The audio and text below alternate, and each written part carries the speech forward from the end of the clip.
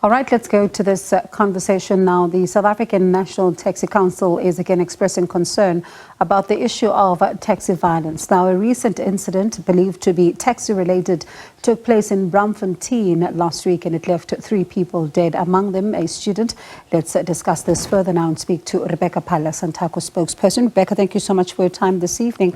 Let's just start with your reaction to the incident that we saw in Braamfontein.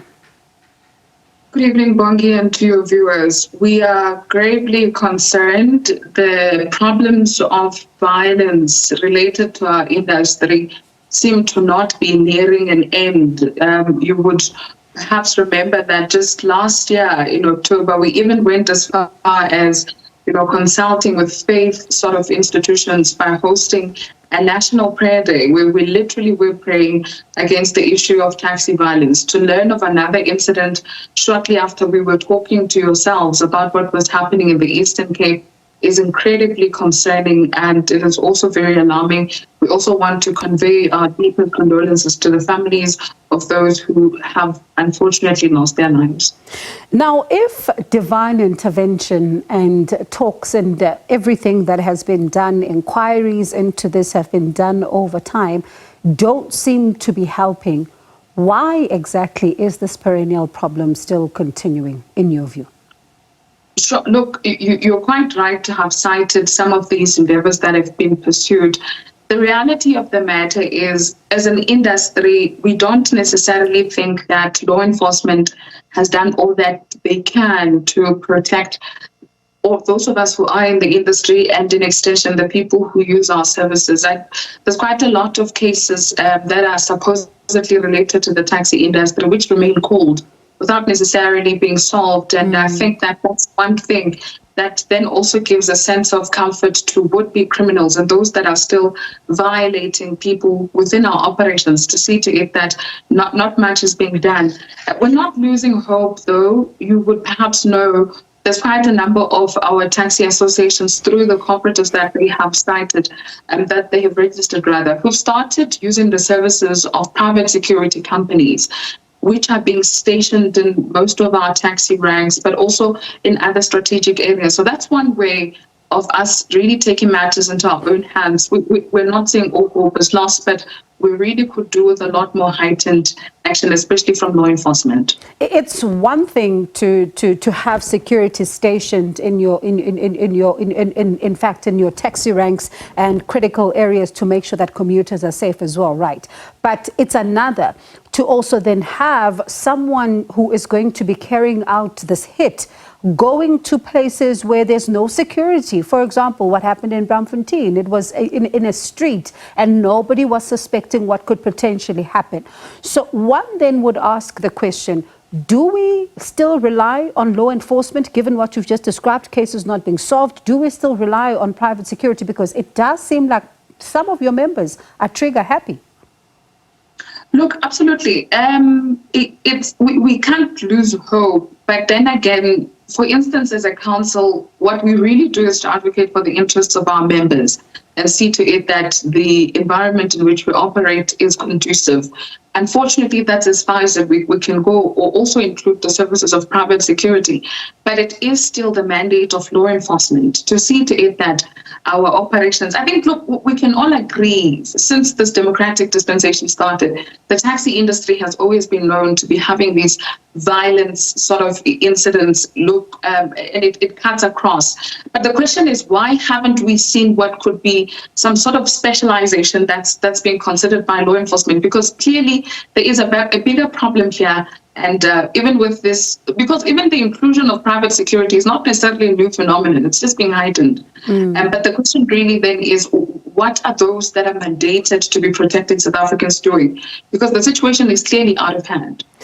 But will they then be given the information required? Because sometimes you find that police can try to come in and there could be a real fear on the ground that if they do reveal the names of those who would have committed these horrific acts, they may then find themselves in trouble with them or might even face death.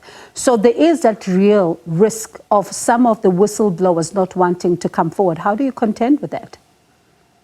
Look, Bongiwe, what we continuously say as an industry, as and when there are these unfortunate incidents, is to always reiterate that we do not have a problem with cooperating with government, and in particular law enforcement. In fact, a lot of our taxi associations, even with the patrollers, they work quite closely with local taxi or with local police stations, rather. So we don't necessarily have a problem with that.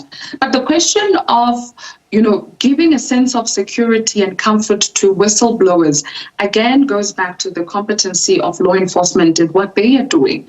As an industry, I don't think there's ever been an instance where people have said that they've consulted with any of our structures, and when they asked questions, there was no compliance.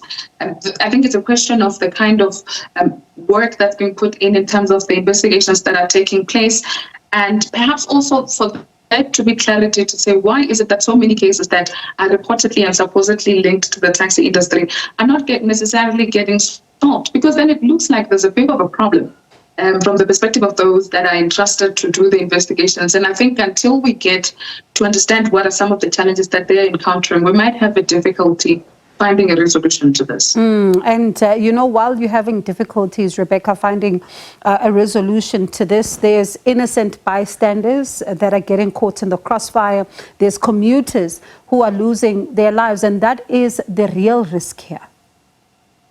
Look, absolutely. We had another similar incident, unfortunately, also in Tembisa, where, again, we had a passenger losing her life after a violent streak, really, between people obviously who are not known, suspects and a taxi driver. And again, it's unfortunate, and we want it to be known clearly that we're not shifting the blame. We're not absolving ourselves of there being a responsibility that we're supposed to be taking. And that's why we're talking about the inclusion of these services of private security companies. That's why we're also talking about really still reaching out to law enforcement and also making a commitment that where they need information for whatever reason, we're always willing to come forth. We've got some people serving, for instance, in the current National Executive Committee, who often tell stories of how they have, in some instances, been taken into custody. For instance, there was a time when Pretoria was a hotspot, and law enforcement there would literally take leadership of associations and say to them, you must know something. And it appears to have shed some light in one way or another. So we really need law enforcement to come to the fore. The taxi industry has an infiltration of violence, of trigger-happy people who don't value human life. And it's high time law enforcement understands the urgency of this and they act in accordance with that. We're out of time, but in about 10 seconds, what responsibility then are you taking? Because it's one thing for you to tell us right now that the police must do something about this, but what responsibility are you taking as an industry? Because people continue to die. Look, we've already spoken about the physicality of deploying private security. But the responsibility, not even about what you're doing, Rebecca, not about who you are deploying. What responsibility do you take as Santaco for some of what we are seeing on the ground? Because lives continue to be lost. Well, if you're asking if we're taking responsibility for the lives that are being lost, absolutely not. We do not mandate people to go and cause violence. And I think that's why we're continuing to say to you and those that are watching that we will always be available to provide all the necessary help and or assistance so that these issues can be resolved. It concerns us just as much as it concerns everybody else, that there's so much violence in our industry. And the reason why we continue to engage with different facets of government, in particular law enforcement, is because we understand that we've got a responsibility to preserve the business in which we operate and to also give South Africans assurance that we're not in the business of harming them in any way. All right, and let's see then, Rebecca, if, these efforts do reach, some of those that they intended to, because families are really losing their loved ones, and reading just how a UJ student lost their lives in a senseless killing is something really that cannot be allowed to continue. But let me thank you so much for your time. That is Rebecca Phala, Santaco spokesperson, as, they're expressing concern about this issue of taxi violence. It's been going on for quite some time now, and one wonders if there will ever be a time where we see an end to this as a country.